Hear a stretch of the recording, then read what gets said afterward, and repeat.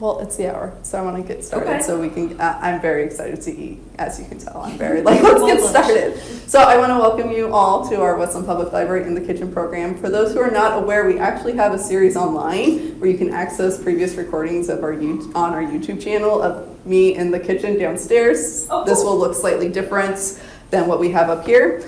Today, Ivy Manning has joined us, who has done a wonderful array of Instant Pot and other wonderful cookbooks. Today we are talking about 6 ingredients or less. We're making 2 recipes today, one here in front of us, which will be the chicken and broccoli. Chicken and broccoli with black bean garlic sauce and the rice all in the same pot at the same time. Yes, and yeah, me too. And then mac and cheese just after that. So enough of me, because I want to get to cooking. Take it away, Ivy Manning. Thank you so much for joining us today. Well, thanks for joining me, especially with the threat of snow. Thanks. To get started, I'm going to go fairly quickly through the recipe so that we have time for questions and eating after, if that works for you. So does everyone have an Instant Pot? Yeah? Okay. I didn't mention. Sorry. Yeah, see, yes, I just took the one out from here and Yes. try to use it tomorrow. First time. The library has a library things collection, in which case we also have Instant Pot, we have an air fryer, we also have baking tins available for 2-week checkouts at a time with the possibility of renewal. We are not the only library to have it. That's specifically what's in our collection. Lake Oswego, actually, I think every library in Clackamas County now has their own individual small library things collection. So Wow. you can access this online, place things on hold, or we have a binder out front that we can show you what kind of cooking equipment that we have. So. All right, well, no excuses then. You Yes. can definitely try these at home. This is from 6 ingredients or less. This is my second Instant Pot cookbook, and I think it was my 8th cookbook altogether. When I first heard about Instant Pot, I thought it was a really great idea because I used to teach cooking classes with the on-the-stove pressure cooker. Yeah. And the only downfall with that is you really have to be there to monitor it because it can actually get too high or it can go down too low. The pressure is more variable when you're controlling the heat underneath. With electric, you can kind of set it and forget it. Though, if you're new to Instant Pot, I would say hang around, like don't leave for the weekend and put something in the Instant Pot. But it's a lot easier because you just sort of press buttons and let it rip. So today, one of my favorite recipes is the chicken and black bean garlic sauce with broccoli.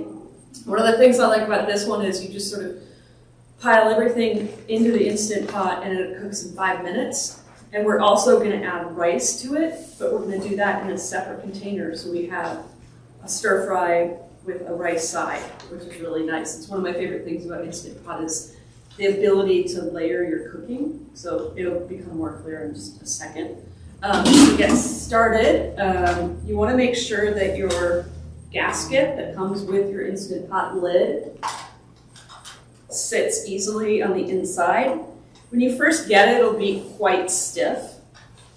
But as you use it and it heats and cools over and over again and you wash it, it'll get easier and easier.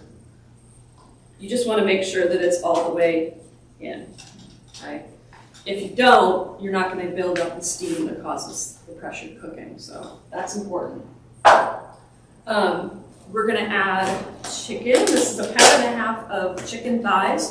I've cut it up in quite large pieces, about 2-inch pieces, not regular bite size. And the reason for that is this is very high pressure cooking, and it actually makes things so tender that it can break them apart if you cut things up too small. So I've cheated a little and added a little, marinated this with garlic and a little bit of rice cooking wine. That's not in the recipe because it's only 6 ingredients or less, so that's a little cheap, but I did that overnight in the refrigerator. And that just boosts the flavor up just a little bit, but it's totally optional.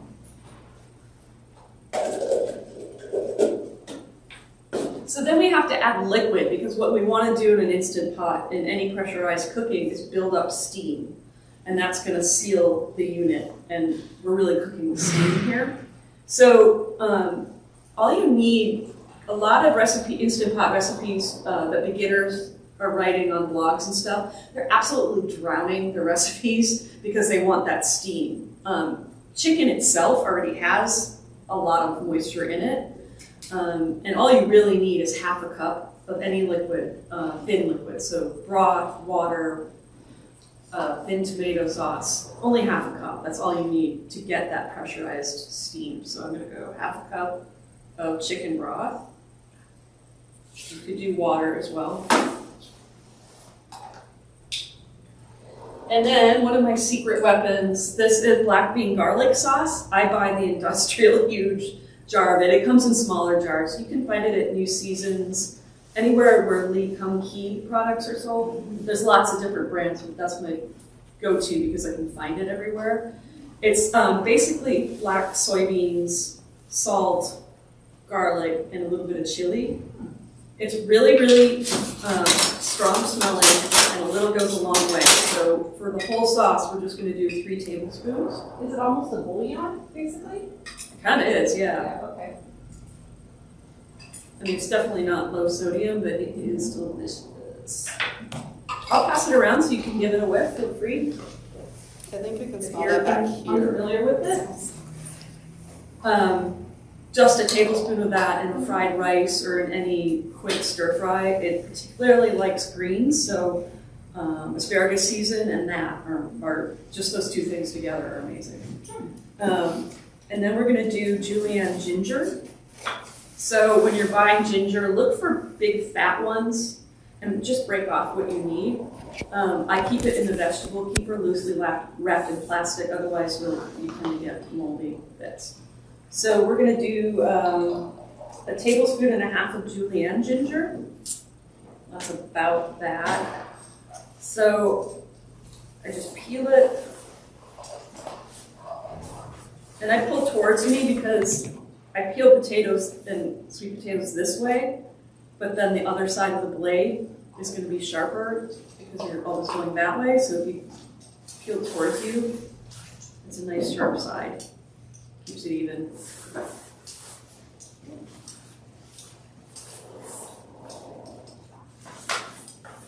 I used to teach cooking classes, so if I add these little tidbits and I'm digressing too much, let me know. It's just habit.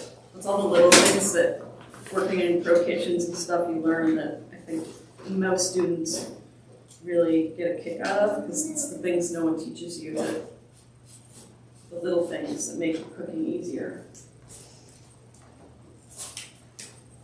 Now, if you have a microplane, you can always finely grate it, but my knife skills are pretty okay, so I'm just going to julienne it. And all I'm going to do is cut very thin planks. So thin slices, like about the width of the thickness of a nickel. And then I'm going to stack up the slices and cut them into teeny little strips. Matchsticks is the old word for it. The French word for it is julienne. So itty bitty. And I'm going to add those to the pot.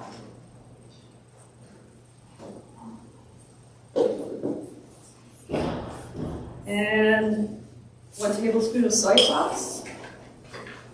Got a little more sodium to it, and this is tamari. I don't particularly like the cheaper store brands, so I always buy Sanjay or Osawa. Those are my 2 favorites. And then a little surprise, balsamic vinegar, which doesn't sound very Asian because it's not. It's from Modena, Italy, but this has a rich flavor that is similar to really fine, harder to find Chinese vinegars that are aged. So it adds a little sweetness and a little piquantness to it. I don't really want to sniff this. It's nice. It's just balsamic vinegar. Oh, okay. Okay, so we're going to stir this together. And that's what it looks like in the bottom of the. You can kind of see the depth there. And when I prepared the chicken, I went with a knife where you can do a sharp, clean kitchen scissors, and I trimmed out any bits, blobs of white fat, because that'll actually make this kind of greasy if you don't trim away at least some of the fat. You don't have to get every single bit, but some is good. So then we want to do rice with this, right? This is going to be a delicious meal, but all by itself it's kind of boring. So I'm going to take this is called a tiffin. It's a 7-inch stainless steel pot. You can get these online. Amazon has sets of them, sets of 2 that come stacked like this. But really, I've seen people use Pyrex bowls for this. Anything that's heat proof can be used, as long as it can fit into your Instant Pot with a little bit of room in between. Tiffin, Tiffin. If you're using like a bamboo steamer, basically, is what it is? Yeah. Oh, okay. Yeah, exactly. This is to steam the rice. Yeah. But it's just. I was wondering because you're not layering with oil or anything of that nature, right? Mm-mm. No oil. There's enough fat in the chicken. Oh, that's awesome. So I pre-rinse the rice. You have to do that when you cook in the Instant Pot. You're rinsing away some of the starch, so until the water stops looking, white or cloudy. And it has a little bit of extra moisture now. It's a little wetter than it would be if it was just dry rice. And so this is a 1.5 cups of rice. That's going to make 3 cups. In my house, that's 4 servings of steamed rice, and I'm going to add an equal part. So 1.5 cups of rice, 1.5 cups of water. That's all. And then, little trick. You don't even need to cover it. So when you get your Instant Pot, it comes with one of these. Yeah. These little racks, but it's got very, very short feet, and we don't want short feet because it would be floating in the chicken. So again, online, these are super cheap. Actually, I've seen them at houseware stores as well, like the ones in outlet malls.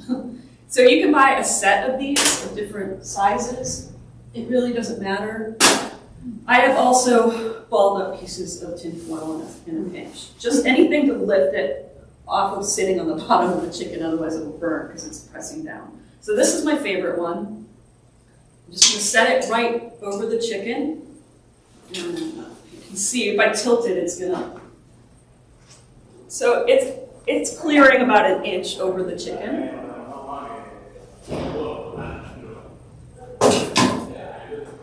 This same trick works for quinoa. It works for noodles. There's tons of different ways to do this. You can also cook sweet potatoes on the rack and have like a chili underneath or barbecue chicken underneath. There's just a million ways to do it. In fact, it was going to be my next book, but then the whole Instant Pot market kind of cooled down, so. Ooh, you should write it anyways. Write it anyways. You're right. Do it anyway. All right, so we're going to lock it on. There's lots of different types of Instant Pot. So this is, all these recipes work for any of them. It doesn't matter. This is the Instant Pot Ultra. It has 8 million different buttons here. Honestly, I never use any of them except for pressure. I manually set it. It's just sort of gizmos and whistles and bells to sell it. Sometimes I use the slow cook function to make it a slow cooker. But multi-grain porridge, rice, blah, blah, blah, I just ignore it. I just use pressure cook, which is the first one. Oh, that's rice. I don't like this model. They keep sending me different ones. So we're gonna set it, or anybody wanna check the time for me? It's 5 minutes, I believe. Yep, high pressure for 5 minutes. Beep, beep, beep, beep, beep, beep, beep, beep, beep. And then make sure it's on high. And then it says keep warm. You can leave that on or off, it really doesn't matter, because we're gonna, I'll turn it off, but I've actually done timings, and it doesn't really make a difference as far as how long it takes. It's just hot warmer keeps, even when I open it up and release the pressure, it keeps that heat warm. So if you want to keep it warm, it will keep your food while you're serving. Yeah. But it will also, if your pot is off, your lid is off, it will also continue to warm and cook, so it will evaporate any moisture. It's quite hot. It does. It does. Usually I'm just pulling it out. But it is nice for Super Bowl and stuff. I can keep chili warm for a little bit. All right, so we're gonna start it. It beeps at me 3 times. The cool thing about this one I do like is it's got a little preheating. It's got a little bar. It's starting, exposition, and then denouement, finish. So I know about where I'm at anywhere in the kitchen. I can take a look. And this little pin here is gonna come up and it's gonna go beep, beep, beep. It's gonna tell me it's at pressure, and then it's gonna start counting down from 5 minutes. So when it says 5 minutes and you're looking at a recipe, it's not, it's gonna take longer because you need to come up to pressure. So I'll prepare it in a second. Right, so that's it, that's dinner. I'm gonna add a little bit of greens to it. In the recipe, I use broccoli, but since our next recipe is also gonna have broccoli, I'm gonna mix it up a little bit. And that's the fun thing about these recipes. They're pretty simple. You can do anything you want with it. If you don't like broccoli, any other cooking vegetable is gonna do really well. This is baby bok choy. And we're gonna cook it very quickly at the end. Once I release the pressure, I'm gonna take out the rice and I'm gonna add my quick cooking vegetable. Because if I put it in the Instant Pot with the chicken for 5 minutes, you're never gonna see it again. It's just gonna get obliterated, which with things like pot roast and carrots is really great because it sort of melts into the sauce. But with something like this, you don't really want that. So I'm just gonna thinly slice the stalks of the baby bok choy. I've rinsed this really, really well. They often have dirt because it's sort of like a lettuce or a cabbage. You've got to look for the dirt. And then the bigger greens, I'm just going to kind of tear and leave larger. They don't really need to be chopped up. If you were going to do broccoli, you would cut it into little bite-sized baby pieces, because that takes a little bit longer to cook. I've done this recipe with pea pots. If you wanted to do something a little bit denser, like carrots, you could actually put those in the pot with chicken or red bell peppers, onions, anything like that. Just keep in mind, though, that every time you add a vegetable, you're adding liquid, and so you might have to adjust how much cornstarch you add at the end.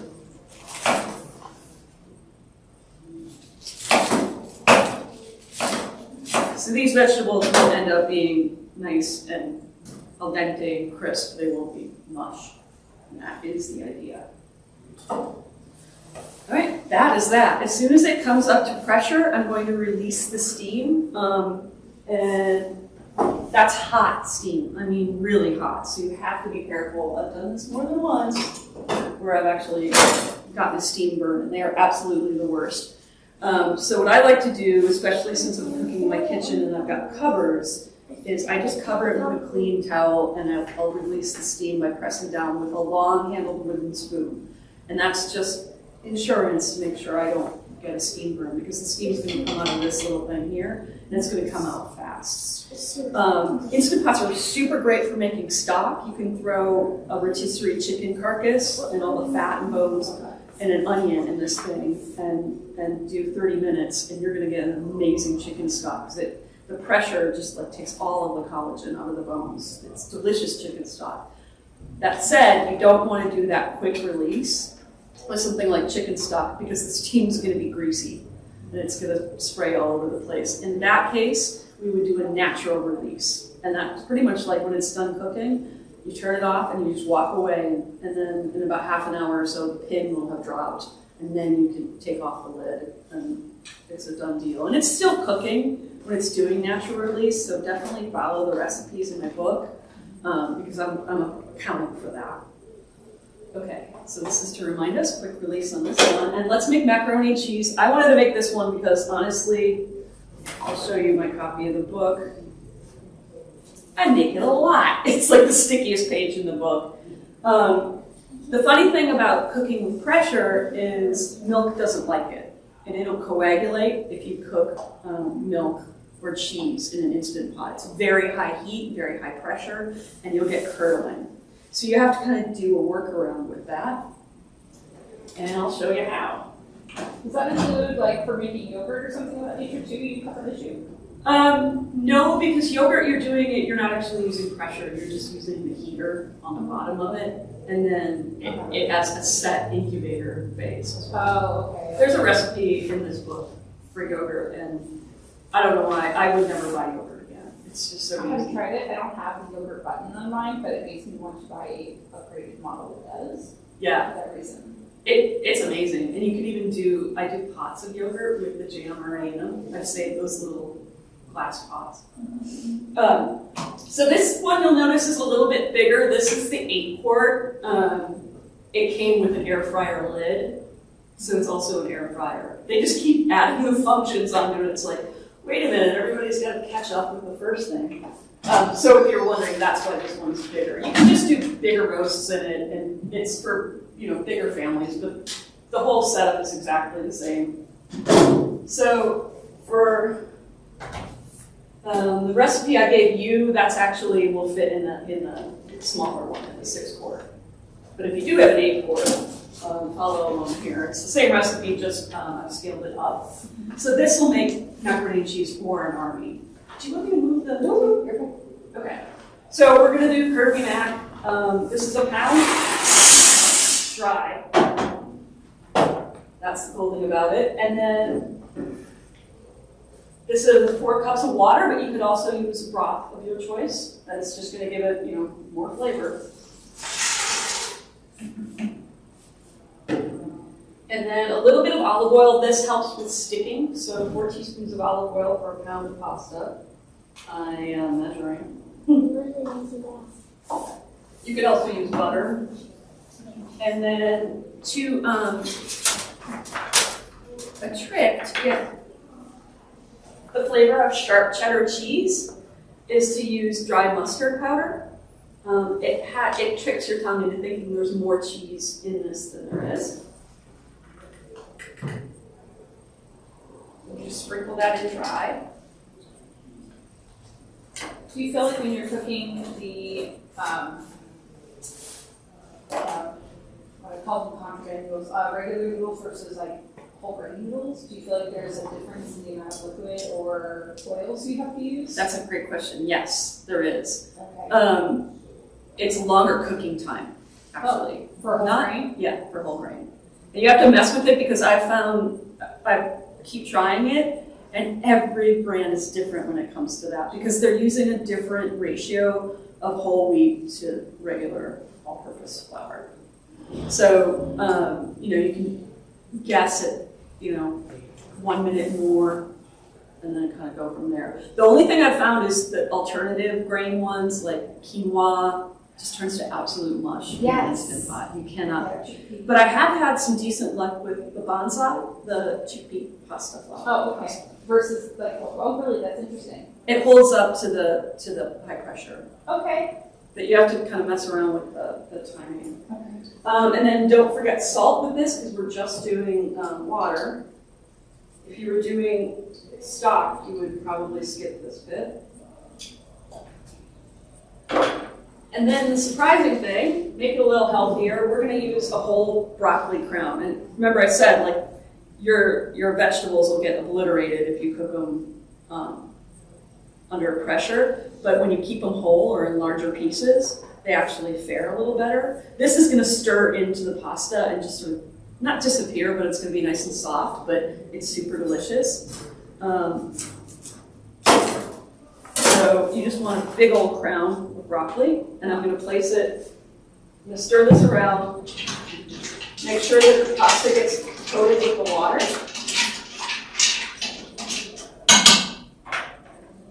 And I'm going to put it stem side down because the stem is the most dense part. And double check my recipe. That is everything. Okay, so 5 minutes, but we're going to do low pressure on this one. I find pasta, the PSI, the pounds per square inch, is a tiny bit lower. It's like 2 or 3 ticks lower, and that cooks the pasta more gently.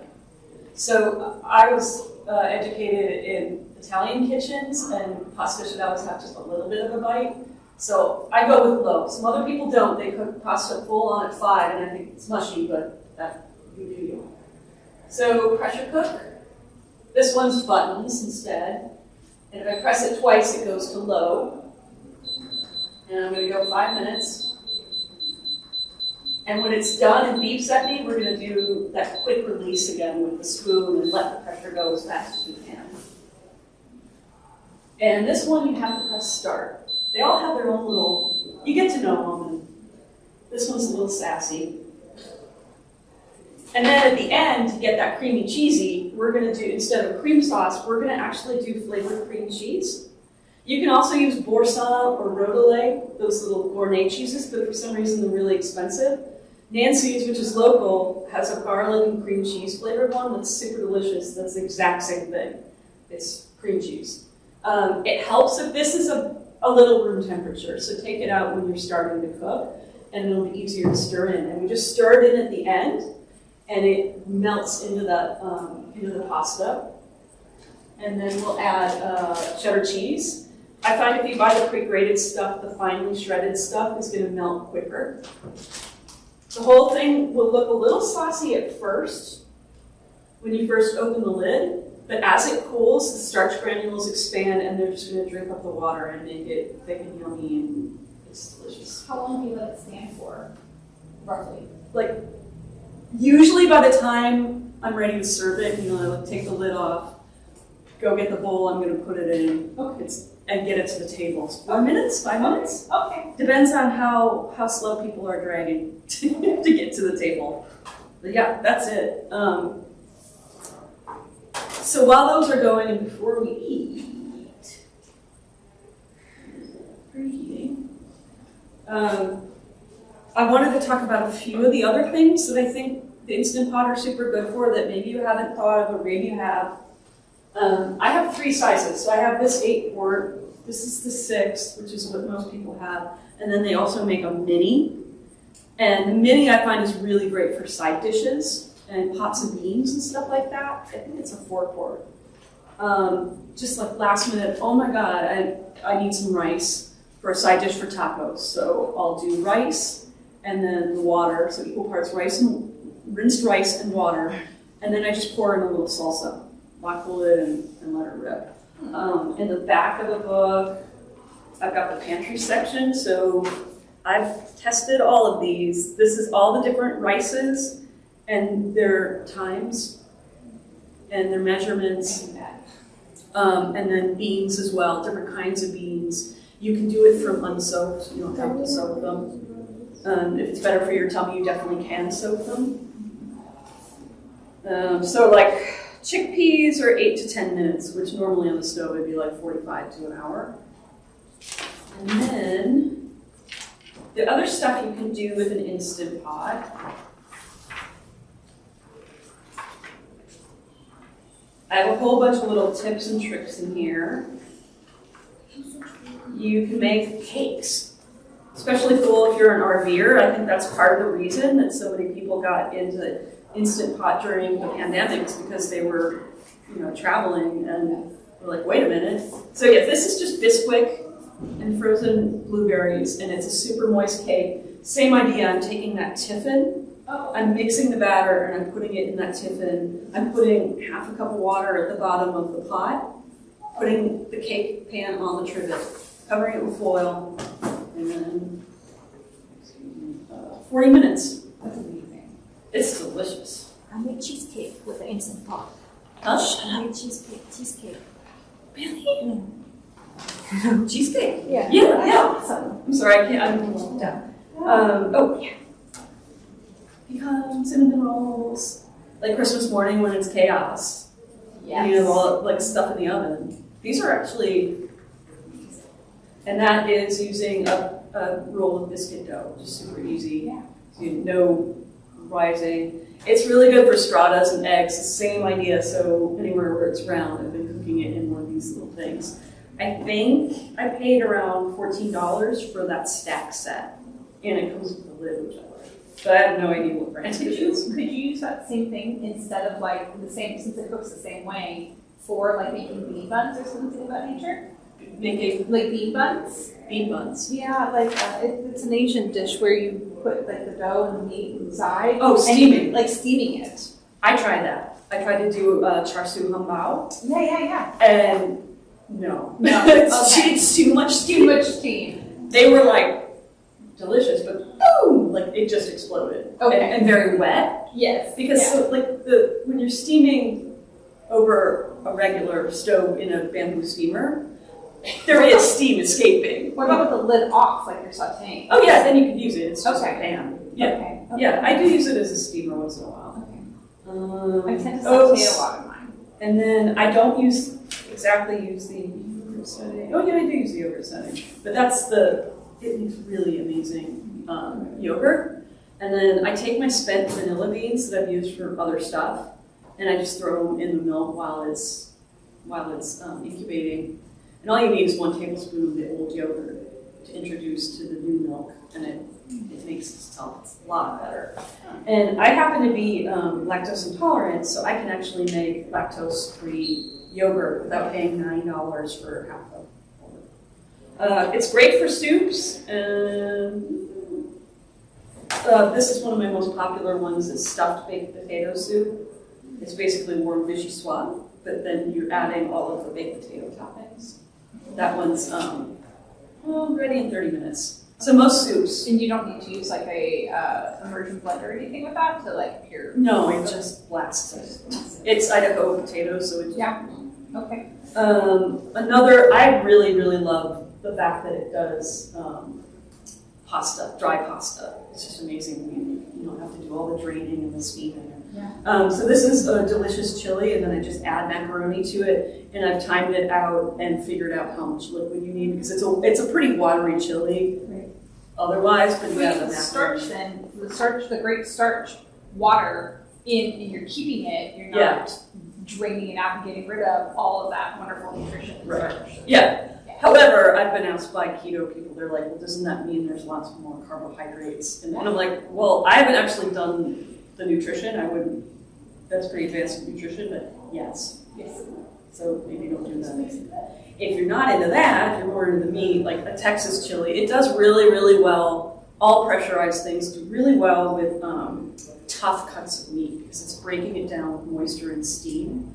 So it's a great way to save money. In fact, I read a lot of British cooking magazines, and they were not into the Instant Pot. Instant Pot did not make it pre-pandemic overseas. I don't think they looked into that market. They didn't need to. They were growing so fast. But now, because of the energy crisis, because of certain political things that are happening, they're really worried about their energy costs. Mm-hmm. So now these Instant Pots are all over the British magazines because you are saving so much energy by cooking in this as opposed to cooking on a stove.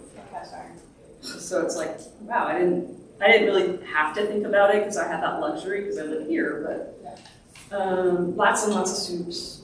And then a lot of vegetarian mains. Okay, so that one just started, or is this one? No, this one's still okay. That one is about to come up to pressure. Don't pay too much attention to the beeps, just read the screen, otherwise you'll When I was writing these books, I would have 3 or 4, I was fire on one, so I had 4, and the timer would go off. I'd just be standing there like, which one was that? What just happened? I'm not too worried about these, I'm just worried about you having lunch. Are they technically induction cooking in this pot? No, because that's more I wondered about that with the way that it is. magnetized, like. Yeah. No, because this is hot even, like if you just push down, it's on a spring mechanism. Okay. So any weight will cause it to go on. Oh, that's interesting. Whereas this is an induction, and an induction is by magnet. Okay. So your pans have to have a certain kind of steel, and it flicks on only. So it's much safer because once you take the pot off, I'm considering getting an induction stove. I don't, but I didn't even know they made little tiny. Oh yeah, that's for cooking schools. They're super great because you can cook anywhere. That said, I don't love teaching on induction because it's so fast. Yes. That you almost have to relearn a little bit how to cook because it's just. No. Sorry, I'm a dog person. The other cool thing about the Instant Pot is it sears as well. Mm-hmm. So like in a slow cooker, you just put stuff in and it just sits in juice, right? And it'll never get brown. But with the Instant Pot, you can sear, you can saute, you can do all kinds of. Yeah, you can sear. For instance, this is my smoky shredded beef tacos recipe, which a friend of mine who had twins 2.5 years ago swears this is the only thing that kept her family alive for a while. So I'm just taking a big old chuck roast, And I set the saute function and put a little oil in there and let that heat up. And then sear the beef on all sides so you get that extra flavor. And then you add liquid, just sort of scrape up the bottom of the pot, just like you would braise, and then lock the lid on. And as far as savings in time, obviously with macaroni and cheese, it's a lot quicker because you're just throwing everything in the pot. And you don't have to get the water to boil and make the sauce and have those separate deals. But as far as like cooking a whole brisket or something, I've calculated that it's about a third less time. So it's a third quicker for big chunky roasts. But it's really, really efficient at sort of infusing everything with flavor. So even when I cook tofu and barbecue sauce in this, the tofu tastes like barbecue all the way through, right? Just because of the high pressure that it's cooking in. Because I'm going to try the roast tomorrow. I've never used one before, so but about a roast, it talks about a roast, so throw that in. But you suggest brown it first? Brown it Yeah. first, yeah. So turn this on with lid off, brown it. Mm-hmm. And Set it to saute. Let it saute. Scrape the stuff off, add whatever liquid I have, or Mhm. half a cup. Half a cup, that's all you need. And that's it? Yeah. And then if I want to put potatoes and carrots in there, should I put those at the same time, or do those like a separate thing? It totally depends on how you prefer your carrots. I grew up in a house with an Irish grandmother, and they were called horse carrots, the really big ones you save for the horses. Okay. And I absolutely love, she would cut them into big batons and stew them all the time with the roast. And they become very soft, and they're almost their own gravy. So if you like that, but if you like super crisp ones, what you can do is when the roast is just about done, you can release the steam, put the carrots in, put the lid back on, and reset it for 5 minutes or something, 4 minutes. I do that with my potatoes, because otherwise if I put my potatoes in, I put my like onion and like carrots in the bottom, put my meat on top of that, Yeah. and then I wait and cook it, and then after like 10 minutes, but when it's done, I put the potatoes in, so that afterwards, otherwise your potatoes will literally turn to mush. Okay. Yeah. So if you Don't- really want mushy potatoes, that's great, but if you want kind of like a firmer potato, I would suggest waiting and cook it afterwards. Sometimes I even remove the meat and I'll stick all that in, because I'll use a little rack. Yeah. And I'll stick all that in, put the meat on top, and then pull the meat out, and then I'll stick the potatoes in. But And that's nice for resting the meat as well, because yes. it's been cooking like this, and all the little enzymes, the protein strands are like really tight. So when you let them rest, it actually distributes the juices more evenly. She's done. We'll be loud for just a sec. I always make my whippets leave the kitchen. It smells amazing. They want to know. Yes, that's why I tell my kids they know it's dinner ready. So with this one, it's just this little thing right here. And I'll show you for just a second so you can see. There's a little condensation cup on the back. Take that off after you use it every time because it will grow mold. That just dissipates the steam. So just one push. Yeah, it'll let you know.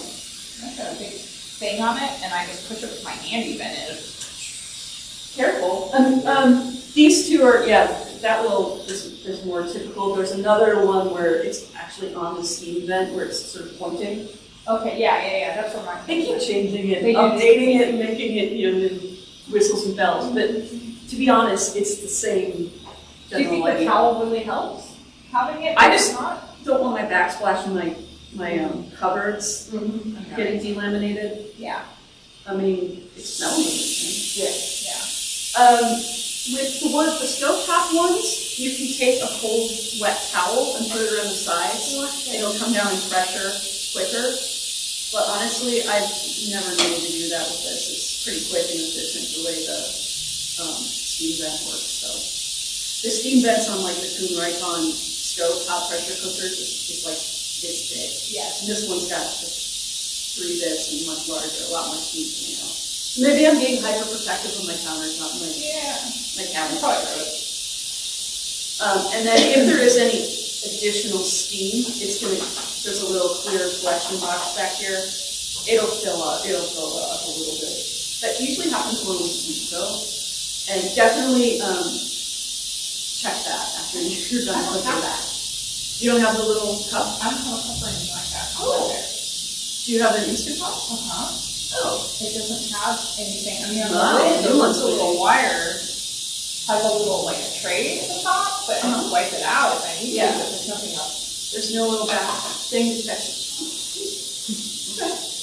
Maybe they're constantly changing it. They don't send me every I new mean, one. it's over 5 to 8 years old at least. Okay. I've seen some brands doing that. We had to research a couple here and we tried to, see which ones would be best. And it's an actual Instant Pot. But it's before the yogurt button. Yeah, I mean, these are about 4, 3.5. Which is why I'm thinking about maybe upgrading, and even though mine works perfect. Really, yeah. Well, I've got timing in this book for yogurt, Greek style yogurt, which is going to be thicker, right? Just FYI, and it's just you're just adding just a little bit more time to the cooking, Okay. not the incubation. Oh, okay. And that's for my friend Cheryl Sturman Rule, who taught me how to make yogurt, and she learned in Africa and she's born. Okay. So there's different styles of yogurt. Yeah, I guess usually that thing gets to, you'll have a little water in it when you season, especially if I'm in a quick release. One thing to note though, between the quick release and the slow release, when you're doing a roast, quick release is pretty rough and it can kind of fray the edges of your roast.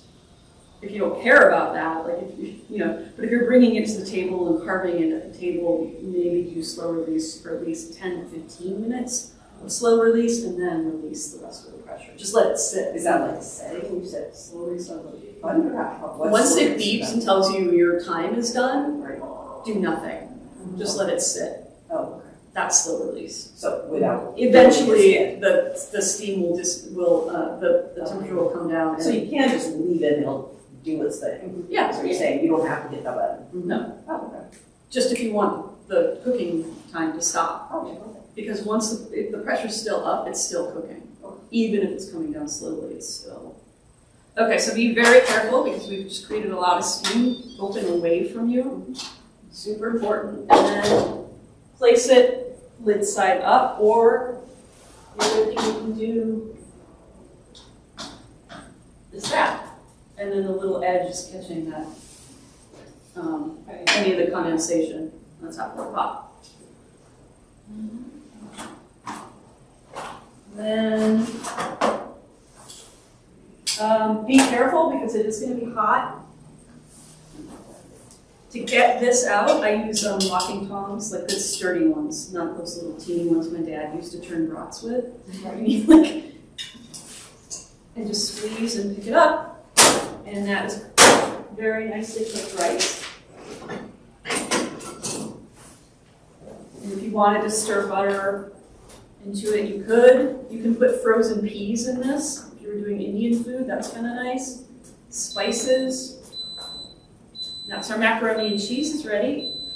So I'm going to do the same thing over here.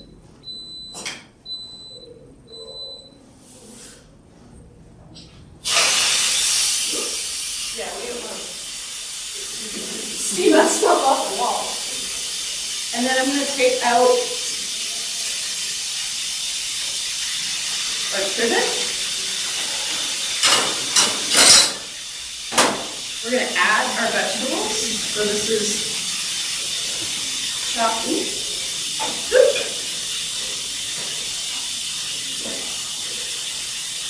Half baby bok choy. We're going to continue to cook it for just a minute and thicken it. So I'm turning it to saute now. So you can do saute at the beginning or at the end.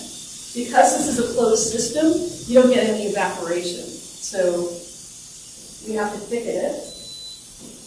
Just like we would a stir fry. We're going to add a little bit of cornstarch and water. And I'm just going to give this a very gentle stir. If you stir too vigorously, you're going to break up the chicken a lot, and we don't want that.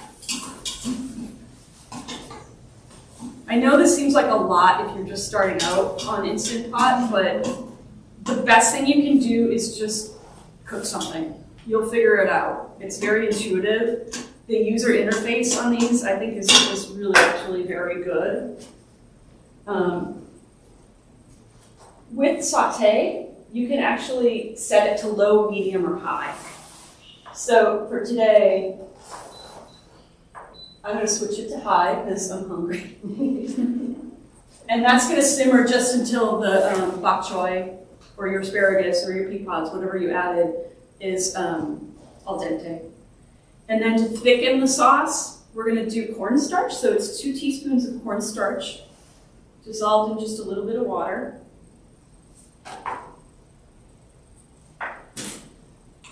And you want to stir that until it's smooth and you don't see any lumps. Is that considered a roux? It's like a roux. A roux, though, is equal parts flour and butter. And that's usually at the beginning. Okay. So you have to cook it to cook the flour taste out of it. Right. So it's just coming to a simmer now. I'm going to give it another minute. It smells amazing. I'm going to taste the sauce just to make sure we don't need a little bit of black pepper or anything, or a little more soy sauce. Yum. What did you call it mixture? The Slurry. Slurry.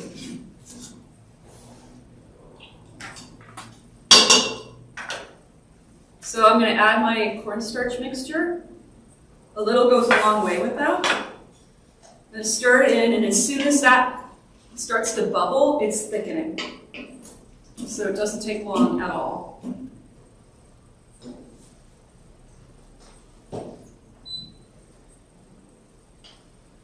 And we're going to finish our mac and cheese at the same time. Again, this side up.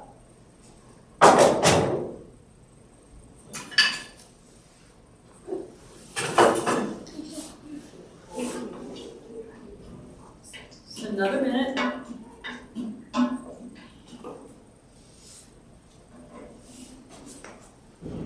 And I wanted to show you what the broccoli looks like.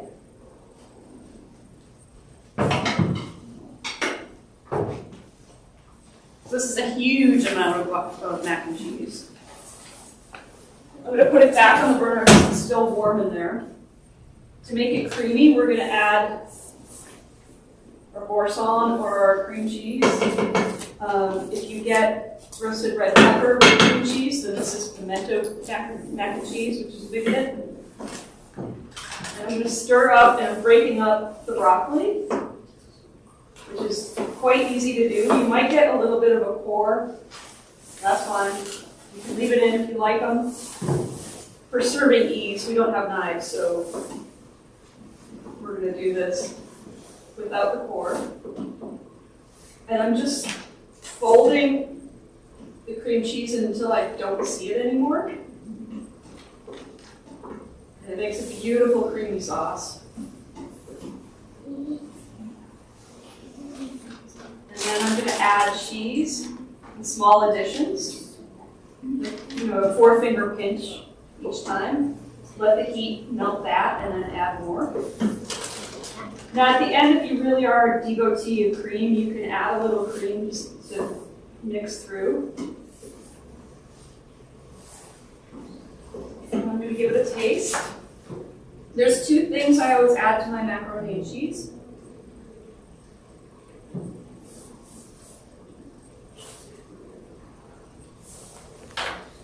Well, it needs salt. I always add a pinch of cayenne pepper at the end. Again, same thing as the dry mustard. It sort of tricks your mouth into thinking there's just tons of cheese in it. And you saw I didn't put that much in. And then I often will add freshly grated nutmeg. It makes creamier things taste creamier. Ooh, I didn't know that.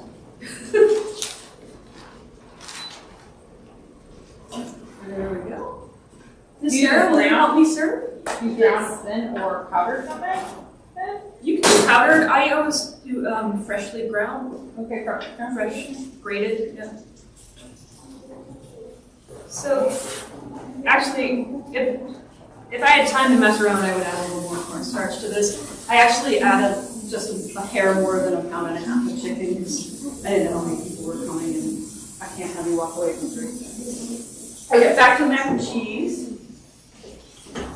Yummy, yummy. why I have two-sided measuring spoons. It smells amazing. You are full of information. That is why we brought her. You're amazing. One of my favorite things in the whole world is this 3-pepper blend from Pensie's. Do you guys know it? Mm-hmm. I put it on everything. It's so yummy. If you like black pepper, you really love that. Ta-da! And that is a huge pot of really easy, quick mac and cheese. And it's kind of healthy because it has broccoli in it. That's awesome. So I'll do this one if you can do that one. You might have just improved my macaroni and cheese recipe. Any questions while we're serving this up? I feel like I've been asking all along, sorry. Yeah. No, that's exactly Oh, yes, it. But absolutely. now that Question. we're done. Sorry, I'm so, I come from restaurants, so my mind is on feeding people, not. And I'm like, well, we're just sitting here. Where did you Like, get the pepper from, you said? Pensie's. Pensie's, where's that? There's one in Beaverton, I think there's still one downtown in Pearl, or you can get it online, Pensie's.com, Penceys. It's their like 3-pepper blend or something like that.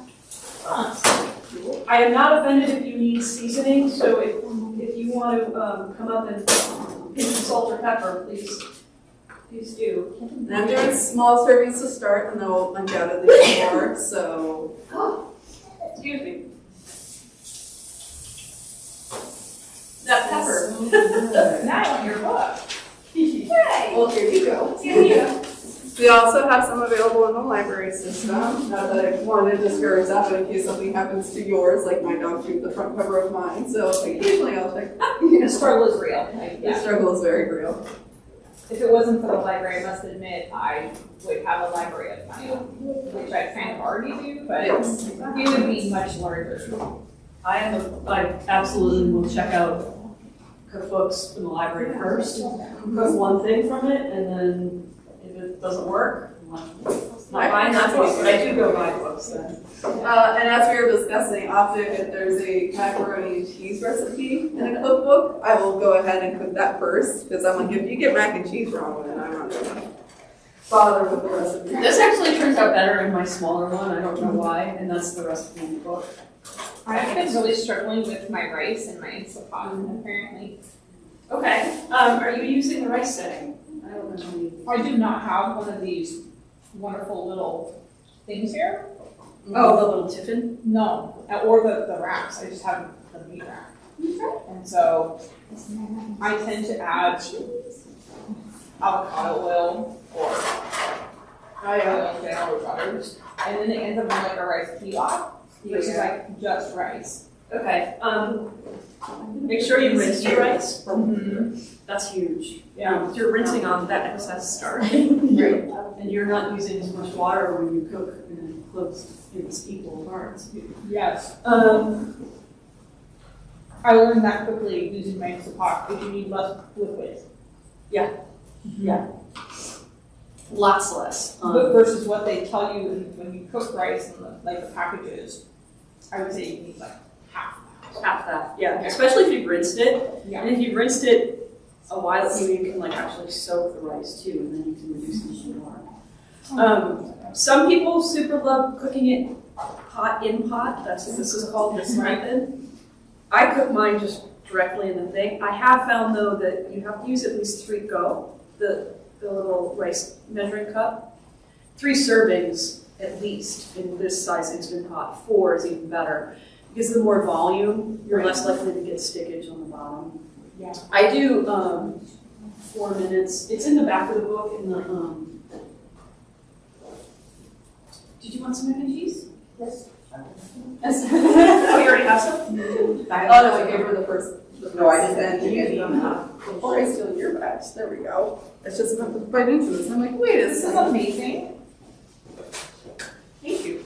I appreciate that. I really do. I mean, really? It's a very insular job that I have, and I don't get feedback because it's all. I mean, I'm not a horrible cook. I'm all right. I mean, my mom was really, really amazing, and I'm just being able to call her and ask her questions. She's not with us. Yeah. And just like simple, like if you were a roast, or if you were a turkey, are you this way or are you that way? I'm gonna say if you're gonna make a roast, I put Lipton and soup mix on top of my roast, and instead of using a red wine, I use a white wine with it, and it's magic. I just made I had cravings for it. I grew That's up my with secret. Lipton. Mom was like, I was a latchkey kid, and Mom was like 100% slow cooker or, Domino's. So I learned to cook because I was really into food. No, you And ate it 10 o'clock. I made that Lipton soup mix dip. And my he's 6 years older, so he was like, grew up kind of the same way. And he was like, oh, this tastes like childhood. Yeah. Like, oh my God. And It's like a staple at every Super Bowl party. Maybe you can talk about, because I know that there's some people who love their slow cooker still. And is there something that you can say the slow cooker route versus the Instant Pot route? Because often, like, I'll see on websites and books, here's the quick version, here's the slow cook version. So what would you say to that? Sorry to interrupt. It's a really, no, it's fine. I just wanted to make sure it was okay. We're not lying to you, it's great. They're very different processes. They do have in common that they have a lot more liquid.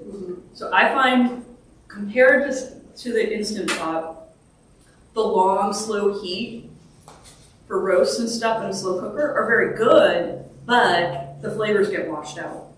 So what I do if I use the slow cooker function is I'll add seasoning to taste at the end. Because you put dry basil or something and cook it all day, it's not going to taste, nothing's going to taste like anything. The inverse is true about chili peppers. If you want to make a spicy jambalaya, don't put all of your chili peppers in it at the beginning of the day and cook it for 8 hours because it'll get too hot. It'll be too spicy by the end. So I'm not a big fan of slow cookers, just mainly because the flavors get washed out. I found that, and it's not easy to convert your favorite slow cooker recipe. There's no one ratio to convert. But you can take stuff you love. For instance, your great idea about like the Lipton soup mix as a roast seasoning. So you can do it, but you really look at a recipe in a trusted source, and that isn't necessarily the internet. Bloggers don't have editors, and bloggers don't hire third-party testers, or very rarely. In my books, I have a community of people that will test for me and give me feedback. And they're trying it on different machines too. So one of my friends in Milwaukee tested all 3 Instant Pot books with her Ninja it's a electric pressure cooker. Because I just wanted to see, like, are my timings, and they're dead on. It turns out it's the exact same PSI, pounds per square inch. It's the same pressure. So instead of the chicken, if I use pork, how long do I have to cook? That's a great question. I would use repeat that question. Sure. Someone asked if you could use pork with the garlic black bean recipe. You definitely could. I would recommend a moister pork. I wouldn't recommend pork tenderloin because it's too lean. So I would say, pork loin. Pork tenderloin would be okay because it's a richer meat. And I would go, you have to cook the rice, so I would say 4 to 5 minutes. And the same thing, strips, 2 inches, like 3 or so. So 5 minutes. 5 minutes, So yeah. that's chicken. 4 if you wanted a little less, but I found the rice can cook in 4. It just depends on the meat. So you can do this rice trick with anything, any protein or anything that cooks below in 5 minutes. So it's really, I have a recipe for beef stroganoff, and then it's chicken paprika. So I do whole chicken thighs, and then I cook egg noodles with water and this, and then I have the whole dish. So there's a lot of way, and quinoa is really good that way. So chicken, salsa, and then quinoa and a can of beans on the top, and that'll cook at the same time. So you recommend chicken thighs and pork tenderloin because they have more moisture in them? You would not recommend chicken breasts? Well, you can do it if you prefer that flavor, the lighter flavor. They just tend to get drier quicker because they don't have that insulation of fat, or it's not as rich in meat. Yeah, definitely do it. Same thing, 2x3 strips. Yeah, I mean, if you prefer that flavor, it's really fun. I'm just super picky about. I'm just curious. Yeah. I mess with this a lot. I mean, I actually think it's a very friendly device to mess with stuff. This is my Williams-Sonoma Instant Cookbook, and I did a healthy-ish mac and cheese. So I did frozen butternut squash, and it kind of creates the sauce, so you're eating more vegetables. It steams tamales really well too if you make tamales at home. And then I'm really proud of this one, and I wanted to show you. This is reverse fried rice. So I'm cooking root vegetables, carrots, celery, onion, in a chicken broth with ginger and garlic in the bottom. Saute that, add the moisture, and then cook the rice, and then toss everything together at the end. So it's sort of the inverse, but it's super quick, and you don't have to have leftover rice to do it. And it's a great catch-all for you can add frozen shrimp. And I have lots of little notes on how to do variations. I can tell which ones are my favorites by how sticky the paint. Oh, and another cool thing you can do is polenta. It makes really good soft polenta, and it makes really good risotto without stirring. Because like normally with risotto, you add a ladle full of broth, and you stir, and then you add a ladle full of broth and stir. It's 8 minutes, I think. Quiz me later. You just put everything in the pot. You saute the onion, add the rice, add a quarter cup of like white wine, and then the broth, and knock it on, and you're done. So talking about cooking time, so you said 8 minutes, so you put the lid on, you set the thing for 8 minutes. So that time doesn't really, it took a while to come up, Yeah, right? that's And so it comes up to the temperature, Right. and then another 8 minutes, right? Right, and that is a big bugaboo for me. And Yeah, so in the books when these first came out, they're like, 4 minutes, Right. No, And it's not actually longer. So what's the cooking time you have? Do you have a cooking time that's total, or just this? I have both Okay. at the top. I'm telling you both. So I actually, in my third-party testers, test it and then time the entire enterprise. So generally, I'm giving 10 minutes just to gather and get your life together, and then I start counting the actual cooking time and then add the two. So this is the time from start to you sit down and eat. Okay. And then the actual cook time. Yeah, it's disingenuous to say. Yeah, you said for 5, and it took way longer than 5. Right, because it has to come up to pressure. Sure, yeah. One of the things you can do if you're really, really in a hurry is start with boiling hot stock. That's going to make the pressurization time quicker. But yeah, I got to just streamline this up. And 6 ingredients is way harder than it sounds. Way harder. I talked them up 1 ingredient. They wanted me to do 5 ingredients, and I'm like, there's nothing. You can't. Although Jamie Oliver has. But anyway, there's tons of stuff you can do. I was saying, side dishes. You can make faux gratin potatoes. So you're slicing the potatoes and cooking with water and salt and seasonings, and then you add cream at the end, and then broil it with cheese on top, and it tastes exactly like the one that takes an hour. That Julia Child does. Yeah. And it is Julia Child's. It's just really magic. It makes great polenta.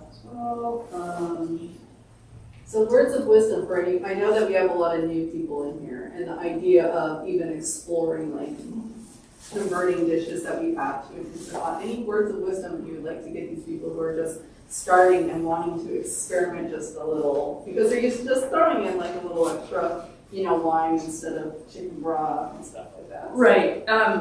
So as far as figuring out timing of your favorite dishes, just the first thing to start with is just look at everything you love to braise. So tough cuts of meat. It's great for ribs. It's great for chuck roast. Top round is a little leaner, so you're not going to get that unctuous, like melt in your mouth thing, because there's just not enough marbling and fat in that thing. So it'll work. It'll be good. I do brisket in it all the time, and that's fairly lean. And leave all the fat on when you put it in, right? Yeah, well, definitely. It's wasting it. Yeah, a lot of that's going to melt into the sauce. And then if you wanted to make a gravy, just cornstarch. right in there. Or you could do a flour slurry as well. So that's just flour and water.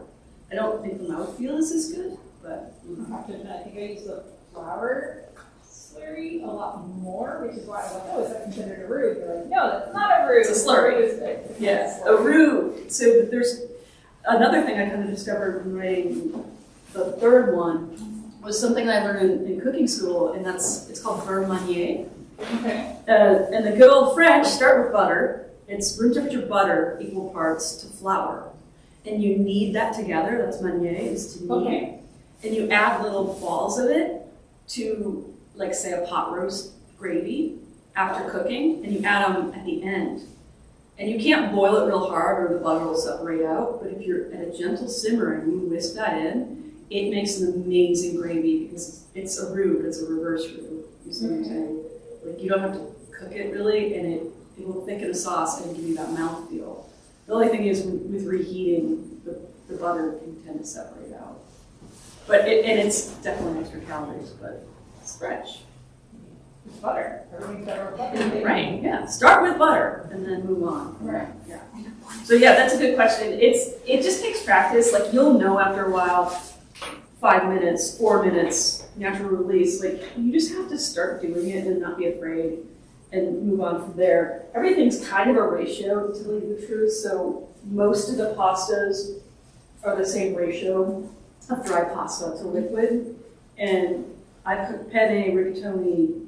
I have an Italian one that's just all Italian recipes. It's a lot of pastas.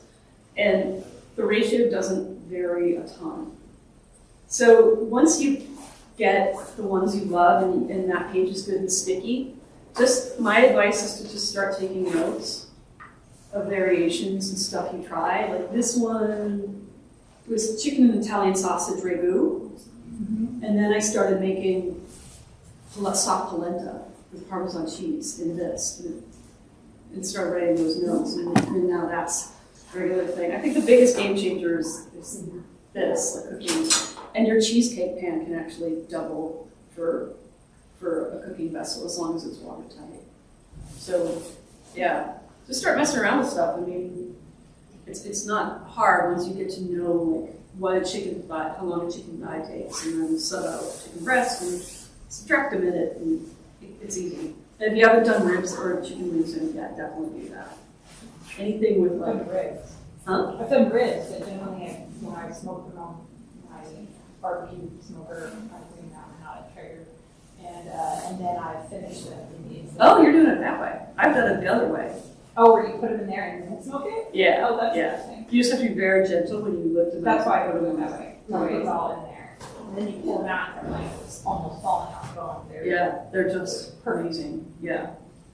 I do that with chicken wings because I want that crunchiness, so I cook them and then I broil them. Oh, Shellacked in the sauce. Yeah. And then you get both things without deep frying. yeah, I'm not an expert. Yeah, that's it. Follow me on Instagram. It's ivy_Manning. I don't have recipes on my website anymore. That's ivymanning.com. But it does have a bunch of my links to my articles. I write for magazines and thekitchen.com and Yumly and Spruce. So my stuff's out there. And then my 10th cookbook, yay! I just finished. It comes out September. It's called The A to Z of Inauthentic Tacos.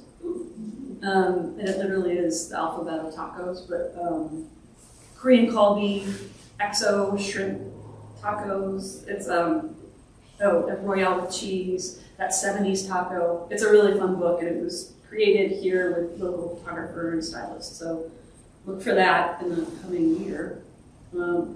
Otherwise, yeah, any other questions I can answer off camera or on camera, Yeah. whichever. And if you want to buy a book, I'm gonna. I can't quite come up with Amazon, but I'm giving you a very deep discount at $17 for the 6 ingredients or less, and $16 for the Italian Instant Pot book, which is another good one we didn't even get into. That gets deep. I lived in Italy, so it's like deep into regional, right? Yeah. Which is why we've been doing a lot of like research in Italian and yeah, working on it. So can we give a round of applause to Ivy? Thank you. And let's invite her back when she finishes her book.